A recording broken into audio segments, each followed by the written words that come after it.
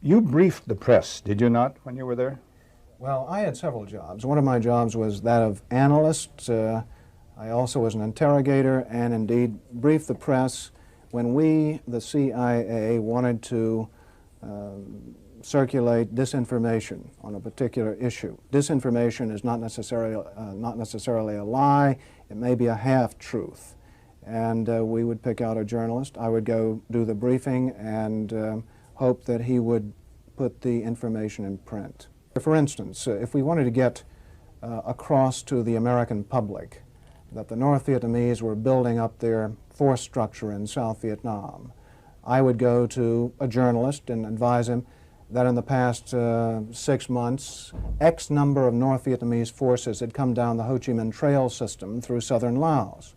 Now, there is no way a journalist can check that information. So either he goes with the information or he doesn't, and ordinarily or usually the journalist would go with it because it looked like some kind of exclusive. And I would say our percentage planning that kind of data was 70 to 80%. The correspondents we targeted were those who had terrific influence, the most respected journalists in Saigon, like Robert Chaplin of the New Yorker magazine, Kai's Beach of the Los Angeles Times from time to time, and also he worked for the Chicago Daily News. Bud Merrick of U.S. News and World Report, Malcolm Brown of the New York Times, even Maynard Parker of Newsweek magazine. We would go after these gentlemen. I would be directed to cultivate them, to spend time with them at the Caravel Hotel or the Continental Hotel, to socialize with them, and slowly but surely to try to gain their confidence by dolloping out valid information which was true. And then I would drop into a conversation the data that we wanted to get across, which might not be true.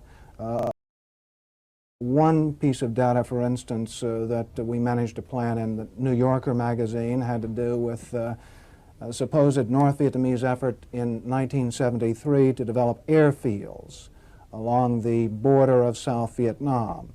The reason we wanted to plant this information was that we were trying to persuade the U.S. Congress that Saigon should continue to get a great deal of aid, and that the North Vietnamese were the chief violators of the ceasefire accord. That was printed in the New Yorker magazine under the byline of Robert Chaplin, as indeed was a great deal of such information which we tried to circulate. If I planted a piece of information with a reporter, I would ordinarily then try to create an environment in which he could not check the information. I would go to the British ambassador and brief him on the disinformation I had just given the reporter. So when the reporter wanted to cross-check what I'd told him with, say, the British ambassador, New Zealand ambassador, or what have you, he would get false confirmation, the same message coming back at him, and he'd say, aha, I've got proof that Frank Sneep told me the truth, when in fact what he'd gotten was simply an echo of what I'd given him in the first place via the British ambassador or other of our friendly diplomats.